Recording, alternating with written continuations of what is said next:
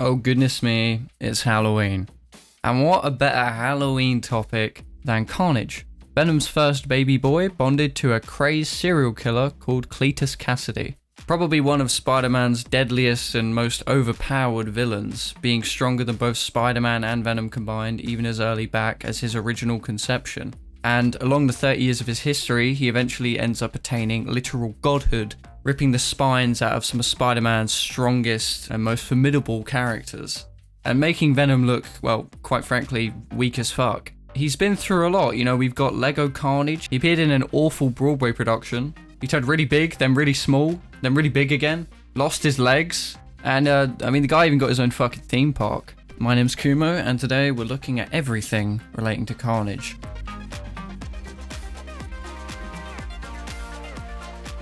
The creation of Carnage can be traced back to three people. The character overall was generally written by David Michelini, whilst the human and symbiote components were designed by Erik Larsen and Mark Bagley, respectively. Erik Larsen mentioned in a forum in 2007 that he had actually taken heavy inspiration from the Joker when designing Cletus Kasady.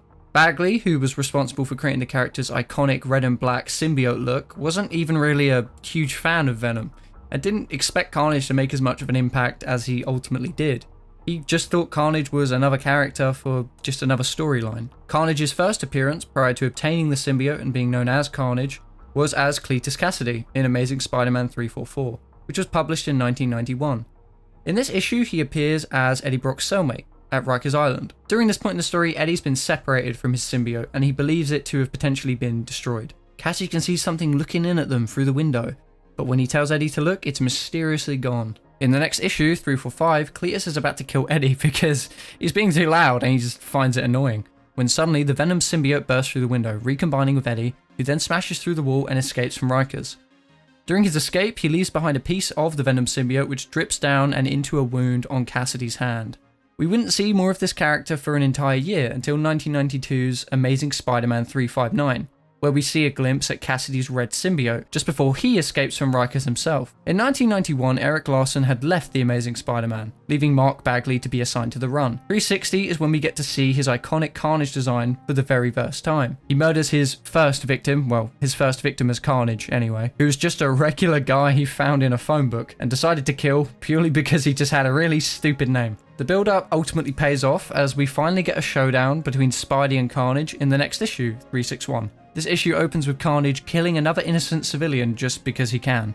Chip, Chipper, Chipperoony, Chipmeister, Chipman, Chippo, Captain Chips. He reels all these names off in just 1.5 panels. He's a silly guy, he's full of whimsy. Spidey observes there's been a dozen incredibly brutal murders in the last week. Spines have been torn from bodies, heads spun 360 degrees, limbs have been rearranged, and that the person responsible calls themselves Carnage. A witness states that the killer had living skin, which immediately turns Spider-Man's thoughts to Venom. Later, Peter finds himself backtracking Eddie's activities leading up to him breaking out of prison, hoping to find some useful information, which he does. He finds out that Eddie's cellmate was a mass murderer, Cletus Kasady, convicted for 11 murders, but bragged about a dozen more. He's like, hey, that's oddly fitting for this current situation, so he digs deeper, finding out Kasady was raised as an orphan at St. Estes home for boys. Years back, it was destroyed by a fire, and they found the remains of the disciplinarian administrator in the rubble. Peter suspects that the fire might have actually been a cover-up for Kasady's first kill, even though he would have only been a child at the time. As Spider-Man, he heads to the orphanage, which is now nothing but a pile of rubble. There he finds Kasady, who has returned for Binky, his teddy bear that he owned as a child. This teddy bear might genuinely be the only thing that Kasady cares about at all in the entire existence of his character, so hooray for Binky. He's enveloped by the blood and black symbiote, and so it is Spider-Man versus Carnage. Whilst fighting him, Spider-Man realizes that Carnage has abilities Venom does not possess, such as far greater shape-shifting capabilities. But there are some similarities too, such as Carnage also not triggering his spider sense. Carnage gets away, but he leaves a nice little message for Spider-Man before doing so. Carnage rules. Written in, it's written in his own blood. At the end of the issue, Peter decides, well, the only way he can defeat Carnage is if he teams up with Venom. So, next issue, 362, opens with Eddie having the time of his life. Thank God, Spider-Man is dead. Oh, yeah, he's not happy about this, so he attacks Spidey and the Human Torch, but they make up and decide to reluctantly join forces when Spider-Man tells him that Kasady is slaughtering innocent people, which Venom does not think is cool at all. Eddie has a one-on-one with his symbiote, revealing that symbiotes reproduce asexually, and due to a lack of social structure, they just felt absolutely no need to tell Eddie that they had just created a child. The Carnage symbiote also seemingly has unique powers due to it gestating in an alien environment, being that of Earth. They shake hands and I fucking love this panel. Kasady makes a sandwich. Spider-Man and Venom head off to search for Carnage together. Turns out Venom can sense his offspring, so he actually knows where to go to find Carnage. Before long, we find Spider-Man and Venom face to face with Carnage, and they both get smacked. It turns out that Carnage is inhumanely strong. Yes, more powerful than both Spider-Man and Venom combined. Carnage finds a random baby and throws it out of the window. It's here that we find out Venom's actually exceptionally good with kids. Just look at these panels of him holding this baby. I mean, really, you can see why I didn't go with Venom as the scariest or deadliest Spider-Man villain, right? He's a sweetheart, this is a cute guy. Spider-Man finds out that Carnage is heading for Jameson next, and the issue ends with him bursting through the windows of the Daily Bugle, harboring clear murderous intent. The final issue covering Carnage's origin is that of 363.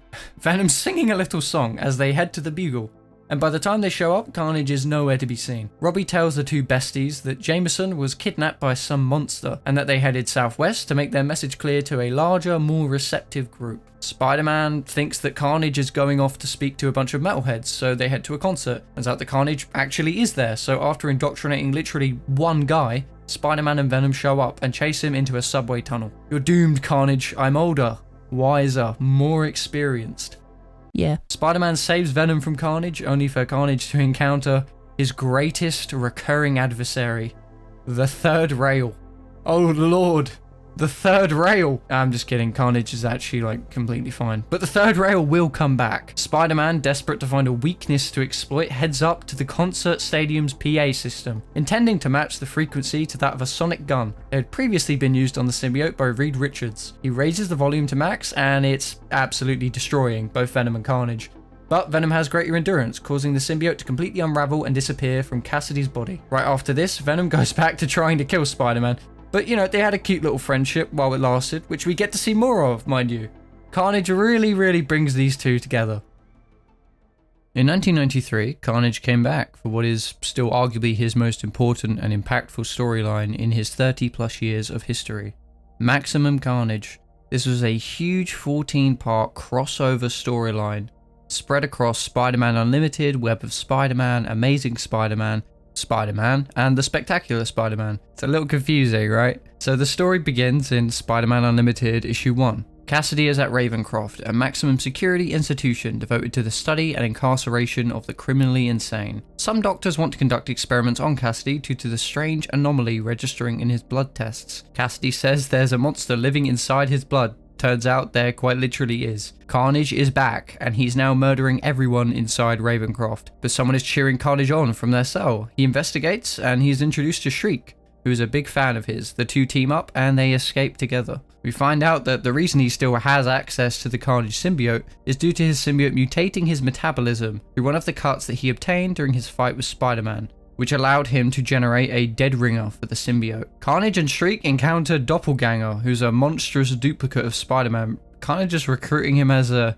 pet, so to speak. So Spidey ends up encountering and battling Doppelganger and Shriek later in this issue, which results in him shattering his ribs and lying defenseless in an alleyway. Next up in Web of Spider-Man 101, two characters known as Cloak and Dagger come to Spider-Man's aid, using their powers to reset his fractured ribs. Doppelganger and Shriek show up once more, attacking Spider-Man, Cloak, and Dagger. It's not long before Carnage shows up too, leading the assault on Spider-Man. Shriek attempts to kill Cloak, but ostensibly murders Dagger. She also attempts to murder Spider-Man, but Carnage is not having it, attacking her and raising tension between their seemingly lovey-dovey relationship. The three then take their leave. In the meantime, Venom's beating up some criminals in San Francisco until he catches the news, finding out Carnage has escaped and is running amok. The next part is Amazing Spider-Man 378. Eddie has just arrived in New York from San Francisco, embarking off as Venom in pursuit of Carnage. Carnage snaps at Shriek, telling her that every single drop of blood from Spider-Man's body belongs to him and him alone. And the way he talks to Shriek then angers Doppelganger, because Shriek is kind of like his adoptive mother. So he attacks Carnage, but he's just sort of effortlessly slapped away. Shriek seemingly gets over this pretty quickly and goes back to fawning over Kasady. Poor doppelganger. Spider-Man has a run-in with the Demo Goblin. This dude is a demon spawned from Hobgoblin. He's not a guy in a suit. And whilst this goes on, Venom finds himself facing off against Carnage, Shriek, and Doppelganger in Central Park. Later, in the very early hours of the morning, Venom shows up bruised and battered at Peter's doorstep. Spider-Man 35. Team Venom. Mary Jane is not happy about Venom showing up at their house, so she leaves. Eddie implies they ought to team up to defeat Carnage right before collapsing and falling asleep to rest his wounds. Peter heads to Felicia Hardy, aka Black Cat's bedroom, to seek her advice, to which her response is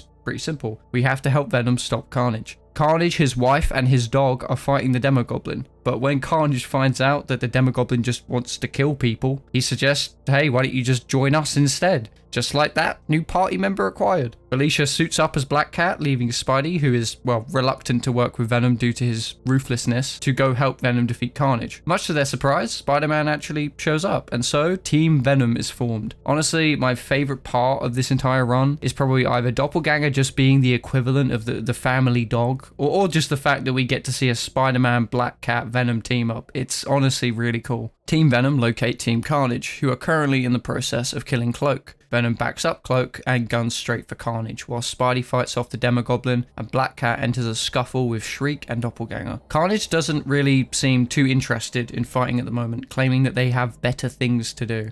So Shriek and Demogoblin use their combined abilities to destroy the building.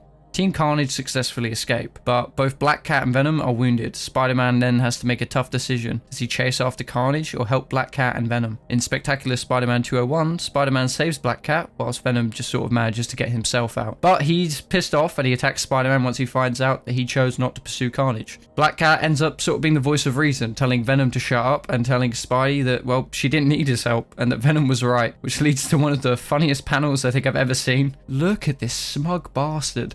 Tell him again how we were right. That's our favourite part. Spider-Man decides he can't abide by Venom's bloodthirsty rules, so he leaves the team, deciding that he'll take down Carnage his way. Venom and Black Cat have no intentions of changing their rules, however, so they stick to their original plan, heading off to deal with Carnage themselves. Demogoblin that questions why there is no plan.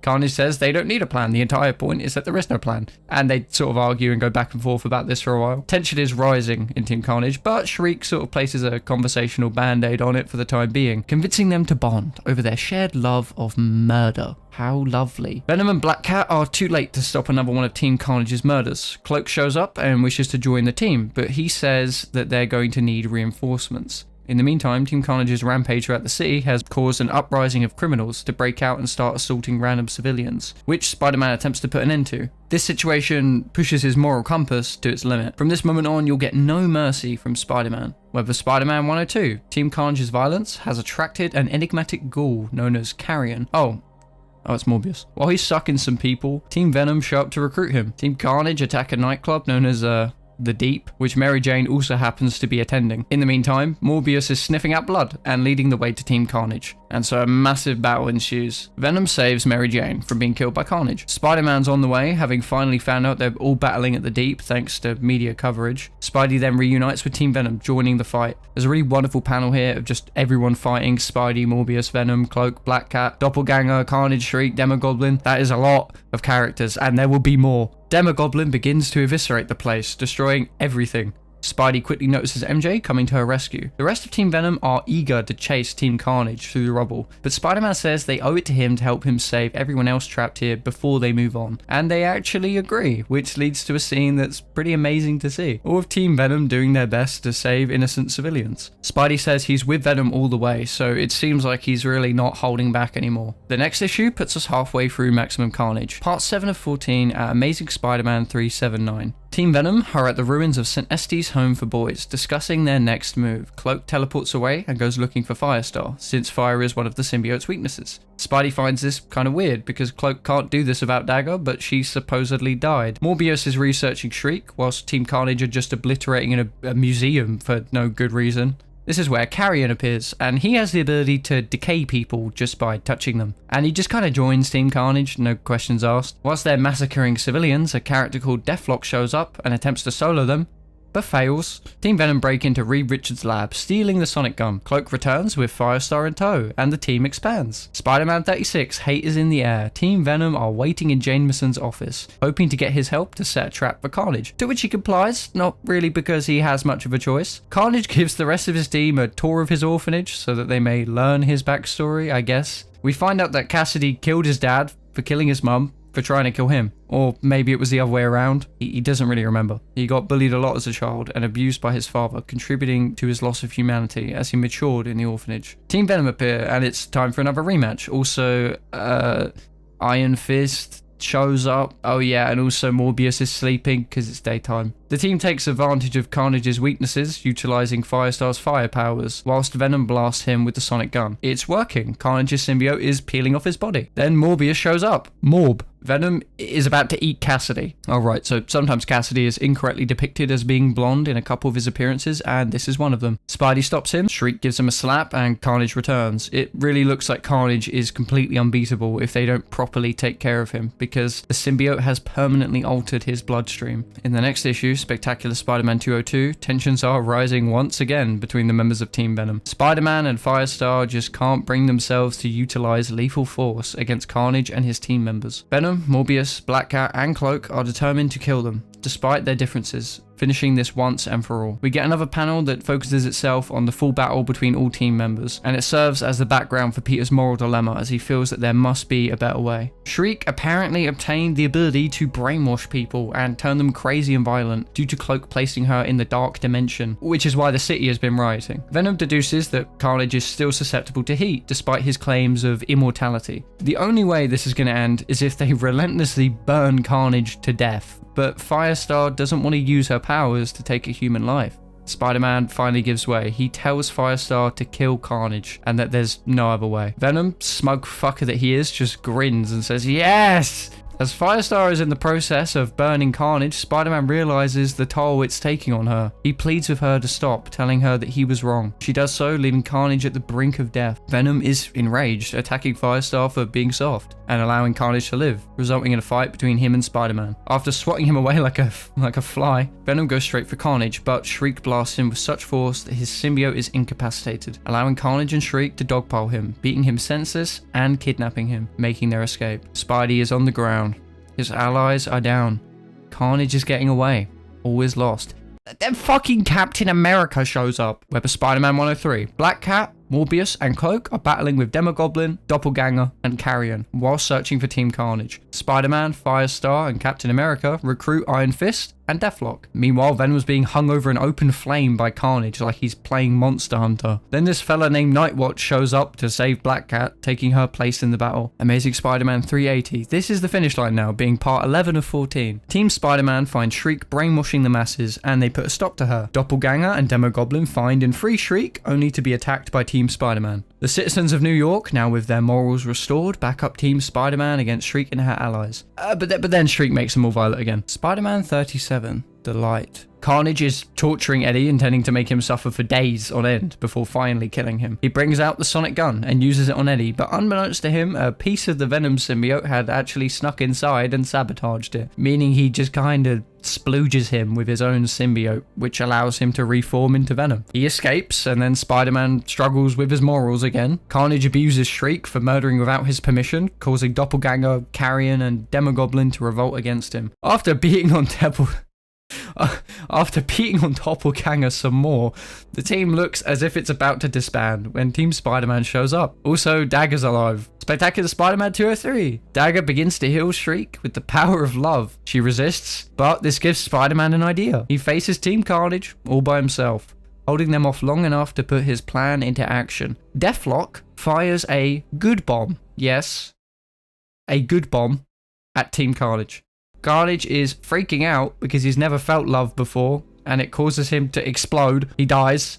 No, he doesn't. The final part of Maximum Carnage. Spider-Man Unlimited Issue 2. It is Spider-Man versus Venom versus Carnage. Venom and Carnage enter a deadly brawl in which Carnage ends up leading them both to his cell in Rikers where everything all began. Spidey goes off and gives MJ a smooch and then heads off to deal with Carnage. The fight between Carnage and Venom brings them to Kasady's orphanage, St. Estes Home for Boys, where Kasady sees the ghosts of the people who tormented him in his past. Venom is about to kill Carnage when Spider-Man shows up and stops him, causing Spidey and Venom to fight. Venom views Carnage as a distorted version of himself, prompting Spidey to say that that's exactly how he views Venom. And Venom looks genuinely upset by this. I kind of feel bad. Whilst they were bickering, Carnage managed to escape, so the two team up to finally deal with Carnage once and for all, heading to the cemetery, where Carnage is digging up his deceased mother's grave. Venom starts wailing on this man. Spidey is like a babysitter in this situation, constantly coming in between Venom and Carnage. Black Cat shows up and saves Spidey from Carnage. Venom then tackles Carnage into a set of generators, causing a massive explosion. Eddie is fine, but Kasady is badly burned, and it looks like he's kind of on the brink of death. He gets taken away by the authorities, which marks the end of Maximum Carnage. There was also a video game modeled after this storyline made for the SNES and the Sega Genesis. It was a side-scrolling beat-em-up where you could play as Spider-Man and Venom, facing off against a bunch of bosses from the comics, including Carnage, of course. It is incredibly difficult, for no good reason. And it's not even two-player, which, you know, made me really sad as a kid. Amazing Spider-Man Annual 28, published in 1994, sees the return of Carnage. It turns out that after Maximum Carnage, he was being held at the Vault, but he escapes whilst being transferred elsewhere. Spidey surprises Carnage with a gun. He gets punched and, well, that's it, really. Peter and Ben Reilly also team up against Carnage in Spectacular Spider-Man 217, published in the same year. They actually beat him rather quickly, from our perspective anyways, but it's said to have taken hours in the comic.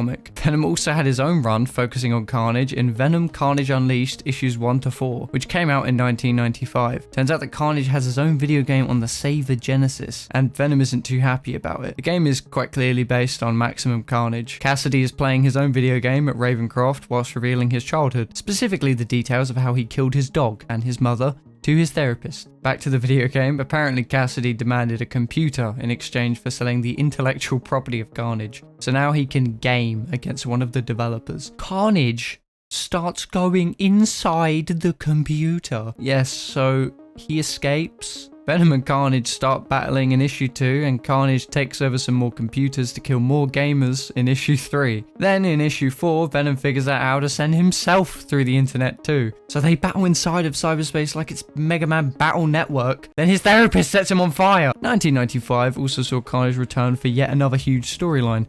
Planet of the Symbiotes. This was spread across 5 different super specials, but Carnage only appeared in 2 of them. The final 2 in a 5-part series, Spectacular Spider-Man Super Special and Web of Spider-Man Super Special. This storyline has Eddie and Venom going through some relationship problems, causing the Venom symbiote to call in a bunch of other symbiotes from space, which then try to take over Earth. We find that Kasady is holed up in a detention center whilst this is all happening, and one of the symbiotes ends up accidentally releasing him, to which he then absorbs them, becoming even more powerful. Carnage starts threatening his own symbiote to tell him what's going on, and the end of the issue reveals that Carnage has become absolutely enormous from eating a bunch of other symbiotes. So now he's like the colossal titan. Okay, well, actually not quite. He's 40 feet tall, supposedly. Eddie devises a plan to rid the Earth of the symbiotes, so he heads into a church. Spider-Man and Scarlet Spider hold Carnage off. All the symbiotes are just such empaths that Venom's shriek of pain causes them all to feel really bad about what they're doing. Big Carnage gets set on fire. Amazing Spider-Man 403 is just Ace Attorney. Carnage is just Miles Edgeworth. Peter has a breakdown scene. He finds out from the Traveler that Spider-Man is Peter Parker, but then immediately has this information revoked from his brain. So, you know, we already kind of know what Spidey looks like when bonded with the Venom symbiote. But what about the Carnage symbiote? This little arc, beginning in Amazing Spider-Man 410, kind of answers that exact question. Ben Reilly is patrolling the streets as Spider-Man when he ends up facing off against Carnage. But that can't be right because Kasady's still at Ravencroft, so who is this guy? Turns out to be John Jameson, who somehow got taken over by the symbiote. However, the symbiote was only using Jameson as a temporary host until it found somebody stronger, Spider-Man himself. It bonds with him, and we're met with the first appearance of Spider-Carnage. Spider-Man 67 Who Am I? explores Ben's internal battle against the control of the symbiote, including a run-in with Peter Parker. The final part of Web of Carnage concludes in Spectacular Spider-Man 233. At Ravencroft, Kasady is dying. His body can't sustain itself without the symbiote, and as such, it has started to atrophy. Spider-Carnage heads towards Ravencroft, desperate to seek answers on how to control the symbiote from Kasady. Ben fights for control over the symbiote as it becomes clear that it's trying to return to Kasady, attempting to break through the glass that separates them. The symbiote is forced out of Ben's body and makes its way through a sync faucet back to Kasady. Carnage also makes an appearance in one of the most goated shows of all time, Spider-Man, the animated series.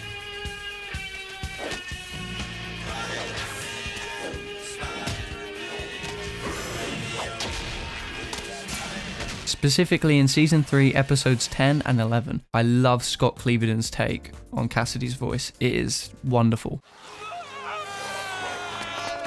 What's wrong? Kasady is gone. There is only Carnage! So the police have Kasady surrounded in his house. He is about to blow himself and the entire police force up with a bomb strapped to his waist. But Spidey quickly intercepts, grabbing the bomb and throwing it into the sky. Meanwhile, a meteorite falls from the sky and it's the Venom symbiote taking over a random host. Madam Web shows up to warn Spidey of an unstoppable evil that he is about to confront, which he will not be able to defeat unless he teams up with unlikely allies. Eddie is in prison, talking to his therapist about his hatred for Spider-Man and his prior bonding with the Venom symbiote. Kasady is brought into the prison and is put into the cell opposite to Eddie. Eddie swears to serve Dormammu, makes a literal actual deal with the devil, and is granted his symbiote back, transforming into Venom. He breaks out of the prison walls and Kasady watches him escape, saying, "Give it to me." Well, say the word. The Venom symbiote was not only brought to Earth just to reform Venom, but also because it was about to reproduce. Carnage is given to Kasady under the same conditions as Eddie. He swears to serve Dormammu. Yes, we recall replicating. Venom has no interest in teaming up with Carnage because Spidey is his to kill and his alone. Dormammu ends up babysitting Venom and Carnage just because they can't stop fighting each other. So Venom's just like, yeah, whatever, I'm out of here. He just leaves. Dormammu doesn't really care. He thinks Carnage is going to be more than sufficient enough. And Venom then takes Ashley, his therapist, and takes her back to Ravencroft. Carnage is filling Dormammu's urn to bring him back to life, and he's getting kind of impatient. Eddie wants to be with Ashley, so he has help getting his symbiote removed. Kasady is waiting for the detective that he tried to blow up at the beginning of the episode, but Spidey shows up to fight him. Carnage steals Ashley away, and Spider-Man turns to Eddie for help. Desperate to save Ashley, Eddie has no choice but to recombine with the symbiote, becoming Venom once more. Carnage releases the contents of the urn, bringing forth Dormammu. But then Spider-Man does a science and sucks Dormammu and Carnage back inside the portal. Venom gets sucked away too, and it really shouldn't be as funny as it is. But other than that, Carnage has some scattered appearances between 1996 to 1999. A few of these consist of bringing people into Carnage World in Carnage It's a Wonderful Life issue 1, and bonding with the Silver Surfer to become Carnage Cosmic in Amazing Spider-Man 430 and 431. But he eventually rejoins back with Kasady. Carnage also made another significant appearance in an animated show in the form of being one of the main antagonists of 1999 to 2001 Spider-Man Unlimited. I love this show, and I can't wait to cover it more extensively, but for now, I'll just give a brief rundown on the role that Carnage plays. The premise of the show is that John Jameson is being launched to a place known as Counter-Earth, another Earth which is located on the far side of the sun. However, during the launch, Spidey notices that Venom and Carnage are attempting to board the spacecraft.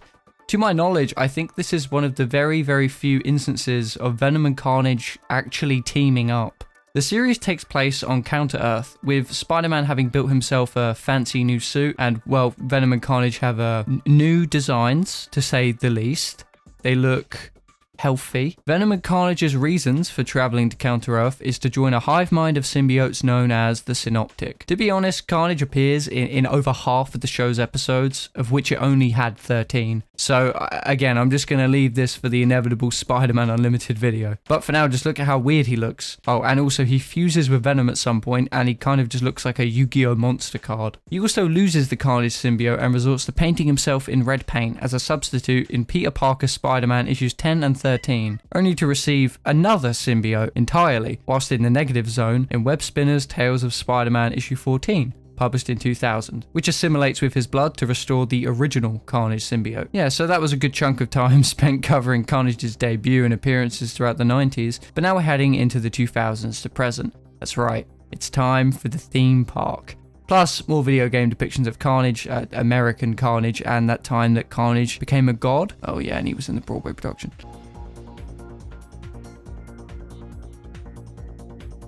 Carnage appears in the Spider-Man video game developed by Neversoft and published by Activision to the PlayStation 1, Nintendo 64, Dreamcast, and PC. Technically the Game Boy Color too, but we all know it wouldn't look like this. It would look like this. In the game, Carnage is Doc Ock's partner in his plan to control all of the symbiotes.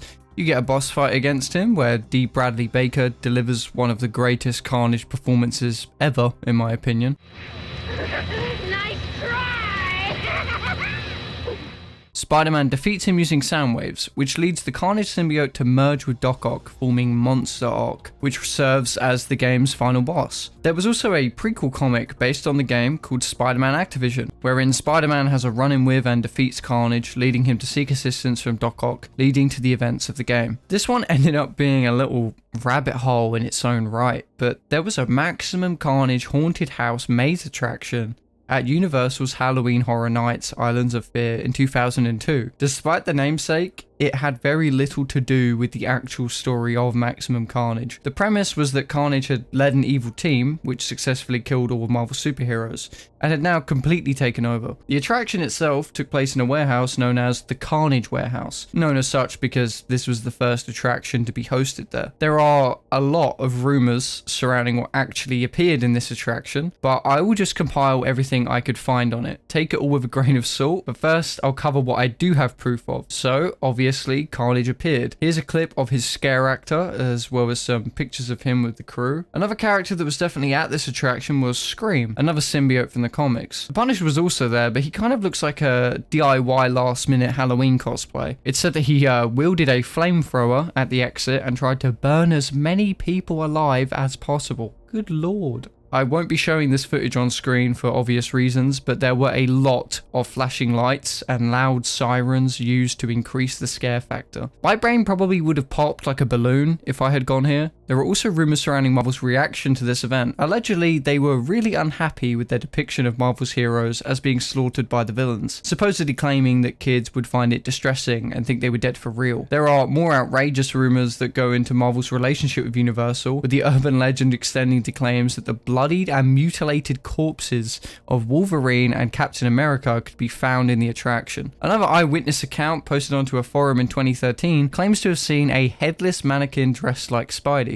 I guess we'll never really know what happened at this event, but it really is interesting. If by any chance you know anything else about this, please comment. I'd love to hear about it. So you remember how Venom gave birth to Carnage? Well, now it's Carnage's turn to be a dad. Enter Daddy Issues, the comic. In 2004's Venom vs. Carnage issue 1, Venom and Carnage are having a dispute about an ambiguous topic, but they eventually spill that Carnage is about to create a little Carnage. Venom and Carnage 2 shows this actually come to fruition. So, Venom wants a child to be born to carry their genes on and become his ally, but Carnage doesn't want it to be born since, he lacks a father figure. Venom has already named his grandchild Toxin. At the end of the issue, Kasady approaches a police officer named Patrick Mulligan, whom Toxin bonds with upon being born. Congratulations. Huge Venom. Venom and Carnage eventually end up working together in issue 4 to kill Toxin because he's the strongest symbiote by far and could grow into being a massive threat to both of them. Black Cat suggests that they co-parent, but they aren't interested. So after being beaten by Spider-Man and Black Cat, Toxin is left all alone. I'm not going to get into this too much, but in the Ultimate Spider-Man comic, Carnage also appears. However, this Carnage has absolutely nothing to do with Cletus Kasady. Instead, this is a sort of transfusion of Peter's blood with the Venom symbiote. The result ends up killing Gwen Stacy, but then bringing her back as a clone, I guess. What is interesting though is that Cletus Kasady actually is in the Ultimate Spider-Man universe of 1610. He has nothing to do with Carnage in this universe, he's just a cat burglar. 2005's New Avengers issue 2 has a ton of supervillains breaking out of the Raft, which is a super maximum security prison. During this, Sentry grabs him and flies him into space, ripping him in half. And yes, this does include Kasady's Kasady's physical human body. He's just kind of presumed to be dead for the next 6 years, not really, well, showing up in much of anything. But he does make a cameo appearance as Kasady in 2009's Spectacular Spider-Man Season 2 Episode 3, now on Disney+. Please go watch it. Unfortunately, because the show was cut short, we never got to see Carnage come to fruition. It's unknown if they were planning for Carnage to actually appear in Season 3 or not, but I think that would have been really cool. Oh yeah, and he's voiced by Sean Schimmel, that's right, Goku,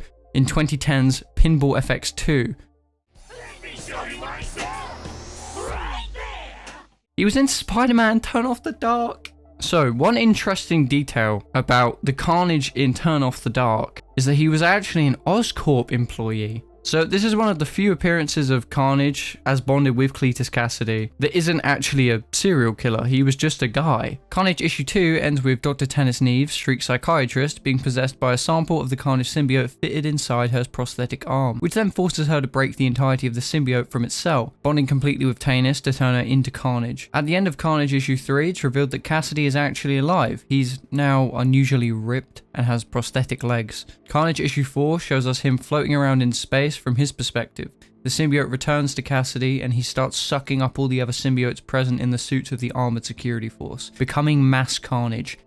Comedy. In Carnage issue 5, the symbiote present in Tanya's prosthetic arm, later stolen and utilized by Shriek, ends up being Carnage's second child, which then later forms into Scorn. At the end of issue 5, Spidey pries open the back of mass Carnage only to find that Kasady is nowhere to be seen. He's just off chilling with Doppelganger, planning his comeback. 2012's Carnage USA issue 1 has Kasady ending up in Doverton, a small town in Colorado, USA. He appears in some kid's bath and then decides to take over the town by contaminating the food and water in the city with his symbiote to make it into Carnage City. A task force of Spider-Man, The Thing, Wolverine, Captain America, and Hawkeye is formed to put a stop to Carnage. But it's not long before Carnage's symbiote infects everyone except Spider-Man, which prompts Project Liquid, unleashing all other symbiotes now controlled by special military forces to take on Carnage. Carnage USA 2 has Scorn manipulating technology, which is her symbiote's unique ability, when she is approached about whether or not she would kill Kasady if given the chance, effectively enlisting her in the battle against Carnage. Oh look,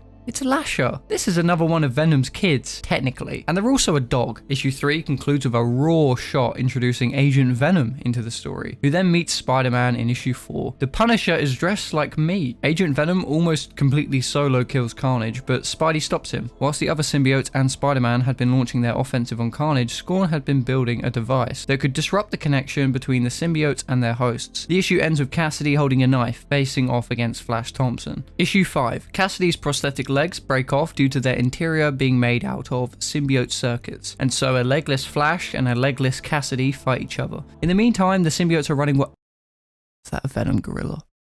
Carnage giraffe. The town gets nuked, Kasady gets locked up, Scorn captures the Carnage symbiote, and the Venom symbiote goes back to Flash. That was something. You've seen Big Carnage. Now get ready for Small Carnage. Minimum Carnage is a 6-part series published in 2012 to 2013, taking place across Minimum Carnage Alpha, Scarlet Spider 10 to 11, Venom 26 to 27, and Minimum Carnage Omega. In Minimum Carnage Alpha, Carnage has escaped once more, this time from Thunderbolt's maximum security prison, and so Agent Venom is on the hunt to track him down. Strangely enough, nobody seems to know how Carnage managed to escape. Also, his legs are back. He just grew new legs. Kane, going by the mantle of Scarlet Spider, appears here as well. Quick rundown for those who might not be familiar. Much like Ben Reilly, Kane's a clone of Peter Parker created by Jackal, but he was an imperfect clone that failed first attempt. By this time, however, he's been cured of having messed up DNA and is a perfect clone just as Ben Reilly is. Anyway, he only just recently became a superhero, the Scarlet Spider, and is now pursuing Carnage. Carnage is looking for a Prometheus pit when Kane breaks in and starts fighting him. The lack of humor and extra powers, such as his claws, makes Carnage think that this probably isn't Spider-Man, or at least not the one that he's familiar with. He heads to the Prometheus pit, and it turns out he made a deal with a bunch of small people that come from a place called the Microverse. He was really not happy about being torn in half, which, I mean, fair enough. Carnage disappears into the pit, entering the Microverse, and the issue ends with Agent Venom showing up. Scarlet Spider issue 10, what the fuck were those little people? Yeah, so the little people broke him out of prison. The Venom symbiote takes over for a brief moment and almost kills Kane, which really pisses him off. Agent Venom says that Carnage is in the Microverse and we have to go get him. Kane honestly could not give less of a shit. Under no circumstances, none at all, will he enter the Microverse. They go into the microverse. Carnage kills all of his little friends that helped him break out. Kane and Carnage end up beating the shit out of each other in Scarlet Spider 11. Carnage fully just takes a bite out of this man until Agent Venom and Carnage are escorted to Marcus Redu, the person who summoned Carnage and organized the team responsible for breaking him out of prison.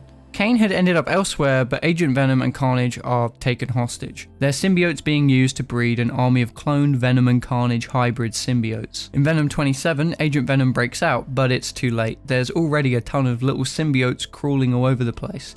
Carnage is pretty happy about it though. Agent Venom fights with Carnage and throws him away. He ends up sinking through the floor, ending back up in Texas, which is not a fate I would wish on anyone, not even Carnage. Minimum Carnage Omega. Kane and Agent Venom get sent back to the Macroverse, the world they're familiar with, except they come back and they're really small. No more small Carnage, now we're back with big Carnage. No, huge Carnage. Well, relatively speaking anyway. So, Tiny Kane and Tiny Agent Venom fight against Colossal Carnage until Agent Venom uses a special weapon that he received inside the microverse, just as he's being eaten, blowing Carnage up. Kane stings Kasady, leaving him in a catatonic, effectively lobotomized state, leaving no human side left.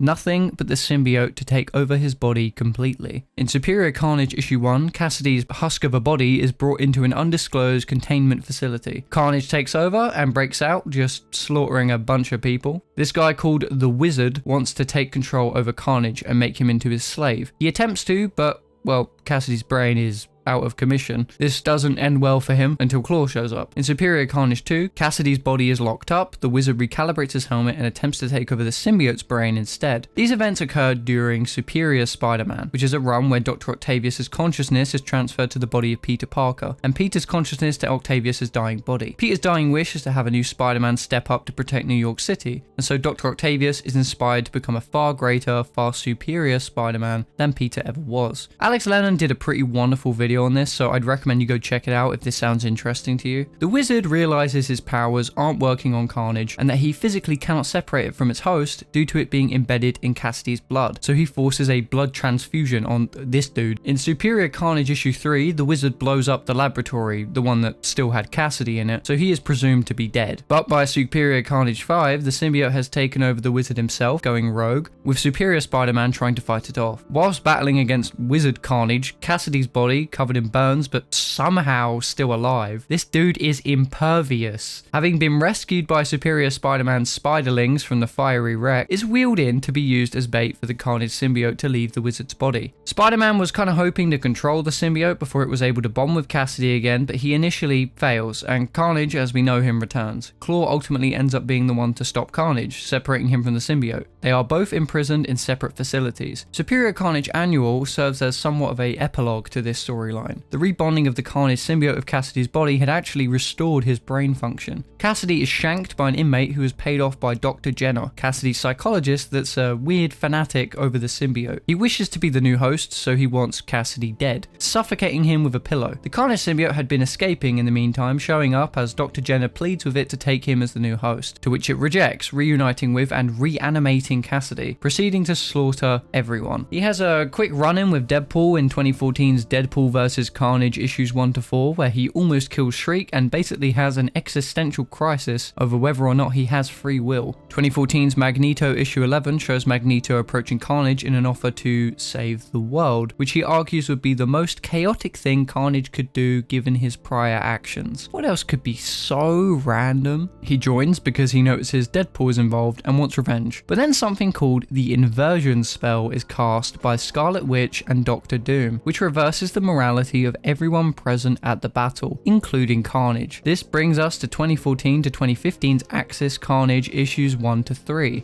I kind of adore this premise. I'm not really sure what about it is so endearing of a concept to me, but seeing Carnage do a Spider-Man pose is just so cool and very fun. So now Carnage is a hero, just put those dogs away. Here I come to save the day. This is my favorite Carnage. There's just something incredibly funny about the disconnect between how clueless he is about the brutality of his own actions with his innocently good intentions. He kidnaps a girl and requests that she help him become a better hero. In Axis Carnage issue 2, she says maybe you shouldn't kidnap people if you're trying to be a hero, but he honestly had no idea. Oh hey, this is a good place to start. Bank robbers, it's time to stop them. Carnage has a gun.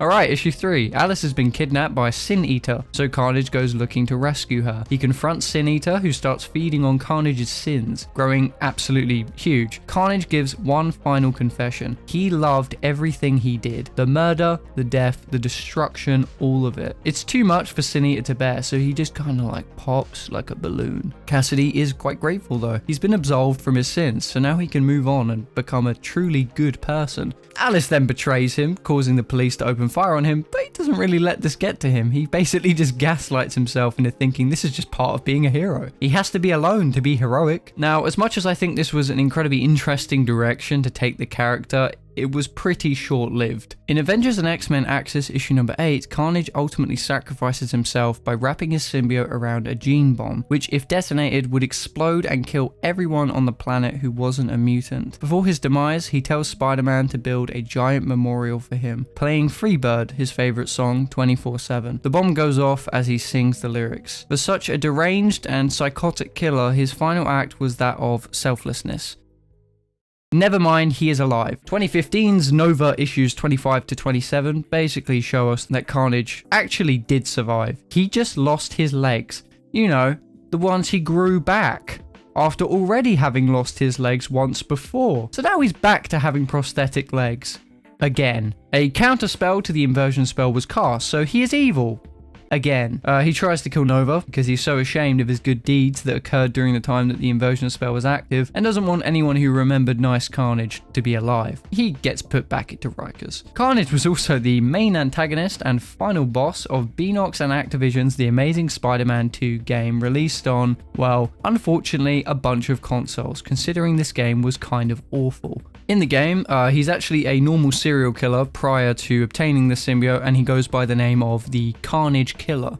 And the symbiote that he ultimately ends up with is actually this universe's iteration of the Venom symbiote, because there's no Venom in this universe. I mean, it was an interesting decision to go with Carnage as the main villain of this game, but it's kind of lackluster. I'll take Lego Carnage. Speaking of The Amazing Spider-Man 2, a viral marketing scheme that took place in 2014 leading up to the movie's release on thedailybugle.tumblr.com actually had a post that teased Carnage to some capacity, showing a headline written by Eddie Brock about the capture of Cletus Kasady. This never came to fruition, obviously, but it's just kind of interesting to see how much they were planning for with these movies. 2016's Carnage 1-16 is a return to Carnage's evil self, starting off with Kasady once again breaking out of Rikers. He is lured to Grey Ridge Mine by Manuela Calderon, the sole survivor of Kasady's first mass murder at St. Estes Home for Boys. He goes there to finish the job, not realizing it's a trap set by the FBI. The task force has been prepared for his arrival, consisting of Eddie Brock, now in control of the toxin symbiote, John Jameson, who is now Man-Wolf, and Claire Dixon. The plan to lure Carnage was organised by Barry Gleason, the owner of the mine, who purposefully designs it so that it is set to collapse when Carnage arrives, unbeknownst to the FBI. He has his own motives.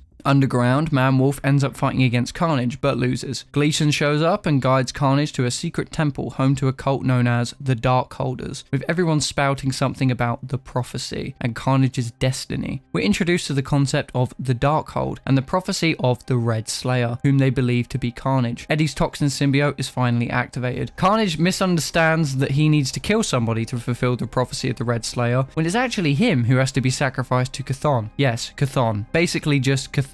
He is attacked by all of the cult members, who are all taken over by his symbiote since it's infused into his blood. Carnage comes face to face with Toxin. The ritual involving the Darkhold seemingly enhanced Carnage's powers, making him immune to fire and sound, prompting him to steal the book from Gleason after escaping from the mines. He then finds out later on that his powers aren't working as they did before due to the lack of an altar, so he seeks out a way to fully harness them, heading to Jakarta, Indonesia. Carnage finds out from a person named Brother Gregory that he can find an altar on an island. Claire gets infected with Carnage's symbiote, becoming Ray's. He goes to the island with her and gets cooked, then slaughters a bunch of people and reads from the book as part of the ritual to bring forth Chthon. Yeah, so Carnage pretty much just unleashes an eldritch god, the Marvel equivalent of Cthulhu, onto the world. Expecting to be granted great power or some other kind of reward for setting Chthon free, he calls out to him, and then he gets smacked. Chthon gets sucked back into the book, and the book is then used against him, turning Kasady's symbiote into a cage that keeps his human form trapped. 2018's Venomized 1-5 is a really cool story that has Earth being invaded by an alien race,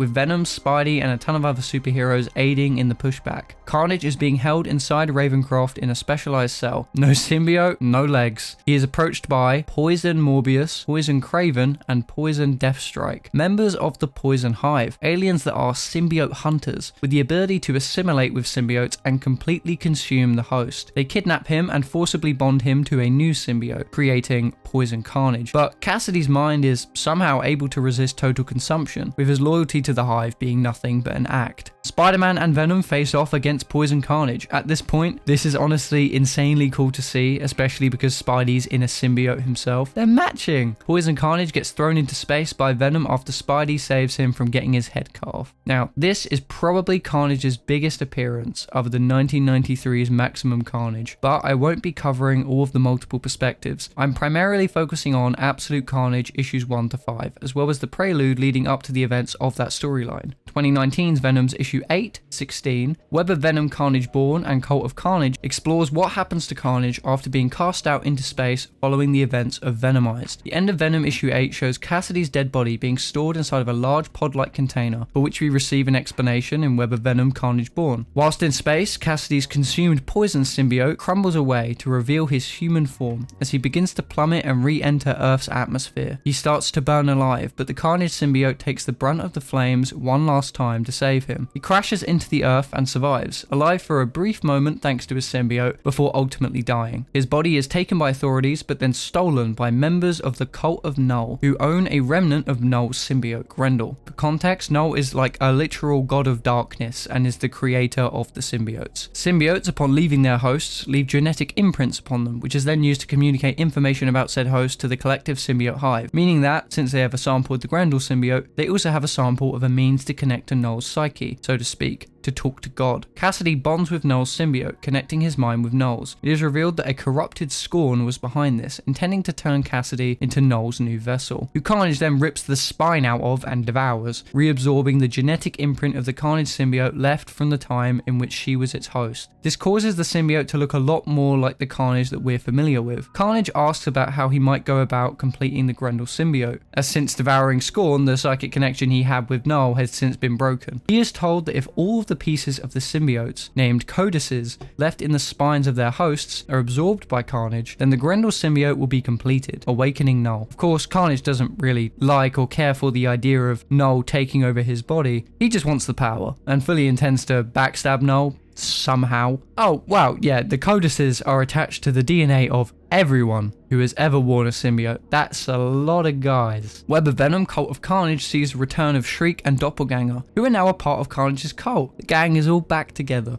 Venom 16, Eddie is fighting against a bunch of Carnage's brainwormed minions. He currently doesn't have the symbiote, but in these panels he imagines that he does because he's experiencing a form of withdrawal. Eddie finds out about Carnage's plan, the fact that he's coming after everyone who has ever owned a symbiote before, that he was resurrected by a cult that worships Null, and so on. Also, Eddie has like an actual son now. Carnage goes on a killing spree, ripping the spines out of anyone who had ever previously worn a symbiote, resulting in him growing stronger and stronger, becoming what is known as Dark Carnage, and assuming multiple forms, 2nd, 3rd, and 4th. Absolute Carnage issue 1. Eddie is explaining to his son, Dylan, the backstory of his symbiote, of Carnage, and of what his current plans are to regain the codices and awaken Null. Eddie realizes that they are being followed, so he and Dylan run into the subway, but Kasady was waiting for them. He pushes them both in front of an oncoming train, which is actually the first thing that Venom did to Spider-Man in 1986's Web of Spider-Man 18. The Venom symbiote rebonds with Eddie at the last second, obliterating the train and preventing it from hitting them. 4th form Dark Carnage shows up. This panel is amazing. A battle ensues between Venom and Dark Carnage. Dark Carnage attempts to rip the Venom symbiote off of Eddie's body to reabsorb it, but then Eddie grabs the 3rd rail. That's it, Absolute Carnage is over. He gets killed by the 3rd rail. Okay, no, not really. This just allows them to bide their time a little longer. I do question why this had far more of an impact on literal God Carnage than regular normal Carnage, though. Like, he shook that off in his debut just fine. What was so different this time? His weakness to the 3rd rail can never be conquered. Spidey and Eddie get a coffee. Carnage has been putting all of the spineless corpses into a big nest to make a message towards Eddie. Alternate dimension Reed Richards has been building an extractor to remove codices without killing the host. Normie Osborn, yes, that really is his name.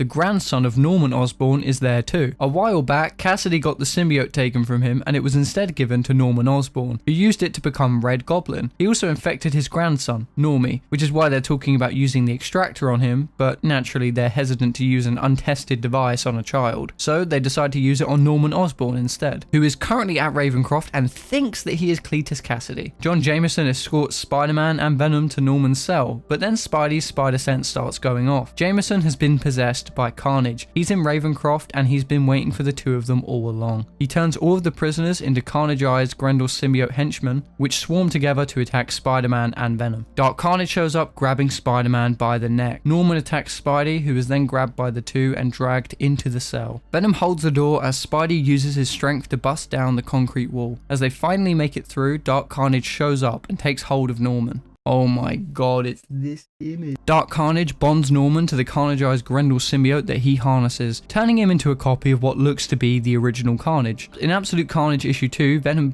fucking sprouts a pair of wings and starts carrying Spidey like they're Sonic and Tails. Eddie finds out that his son inherited the codex from his mother, making him one of Dark Carnage's targets. There are a lot of different perspectives from this massive storyline. Particularly you get to see Miles' perspective as he has a run-in with Matt Gargan, aka Scorpion, in Absolute Carnage Miles Morales issue 1, and his internal struggle with being taken over by the Carnageized Grendel symbiote in issue 2, as well as Dark Carnage claiming Shriek's codex and resurrecting Demogoblin in Absolute Carnage Lethal Protectors issue 1. If you're curious and you wish to read all the cool bonus chapters surrounding this storyline, I'd highly recommend that you go out and buy these issues to read them for yourselves. For now though, let's continue. With Absolute Carnage issue 3, we get to see Miles be taken over by the symbiote, turning him into some kind of doppelganger-esque symbiote monster. Then fucking Captain America shows up. Were you a fan of Lasher, the symbiote dog? Meet Sleeper, the symbiote cat. They can talk. Hours later, Spidey approaches Eddie, asking him if he's ready to face Dark Carnage. Then Eddie shows up and tells him to get away from Eddie. Oh good lord, it wasn't Eddie, it was Kasady. You all know exactly who I am. Eddie is hesitating, so Venom leaves him and bonds with Bruce Banner, creating Venom Hulk. In Absolute Carnage issue 4, Eddie takes Captain America's shield, suiting up to fight off against Dark Carnage's doppelganger army. Spidey stays back with Dylan to keep him safe, whilst Venom Hulk gets into a huge battle with Dark Carnage. Eddie electrifies symbiote Miles, freeing him from the symbiote and returning him back to normal. Miles stresses that they need to go and stop Carnage from absorbing part of the Venom Codex from Hulk, because it would make him unstoppable. But it's too late. He transforms into his fifth and final form, Devil Carnage. Miles tells Eddie that the extractor was never an extractor. It never separated and destroyed codices, it collected them. As Devil Carnage pummels Captain America, as Spidey puts his life on the line to stop Norman Carnage from killing the innocent, Eddie smashes the machine, merging together all of the codices to create a duplicate Venom symbiote. In the final issue of Absolute Carnage, a flash from the past, from the time that Kasady and Eddie met one another in that cell,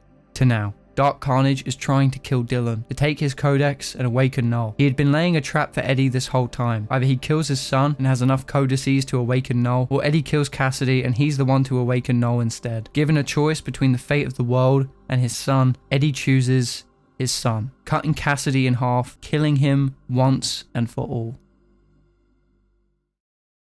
And like after this, he can still control the symbiote posthumously, so like he uses it to take over a fish. Venom Let There Be Carnage. Carnage was also the titular villain for Venom Let There Be Carnage, released in 2021. In my opinion, this movie is not very good. It takes a lot of inspiration from Maximum Carnage, putting a lot of focus on the relationship between Kasady and Shriek, and it also kind of even references a little bit of Carnage Unleashed, with him hacking into a laptop using the symbiote. For the most part though, this version of Carnage is kind of awful, sort of defeats the entire point of the character by making the Carnage symbiote incompatible with Kasady, but we did get more gay Venom moments, so I give it a 95%. Even if Carnage was very underwhelming in this movie, this incredible concept art by Stefan Levallois depicts Pope Carnage. I will die mad that this was not in the movie. Carnage was also a skin in Fortnite. He was in Chapter 2, Season 8's Battle Pass. That means if you are watching this right now and you don't have the Carnage skin, you cannot get it. Ever. This includes me, I don't have it. I think that pretty much wraps up most of Carnage's legacy. Technically, I think there are still some ongoing comics in 2022 that expand upon the story, like I mentioned, Carnage taking over a fish, but since those are still ongoing, I kind of want to let those develop a little bit more before I actually cover them properly. I might do an addendum kind of video at some point, maybe like a bonus video where I cover these sort of extra little tidbits of the Carnage symbiote, but for this video I wanted to focus primarily on Cletus Kasady and his relationship with the Carnage symbiote, only really talking about other hosts in a fleeting mention if they relate to Cletus or if I just think it was particularly very interesting to talk about. Thank you so much for watching. I would love to make more videos just like this one on any Spider-Man related topic you can think of, so please suggest some if you have any ideas, and who knows, I might just make it.